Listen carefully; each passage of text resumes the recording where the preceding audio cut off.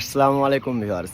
June মাসে কিন্তু medical শুরু হয়ে যাবে খুব শীঘ্রই। মালয়েশিয়ায় যারা যেতে আগ্রহী আছেন, জুন মাসের 15 তারিখ পর্যন্ত রিসেন্টলি কিছুদিন সরকারি ছুটি থাকার কারণে কোনো অফিসিয়ালি কোনো ঘোষণা এখনও দেয়নি।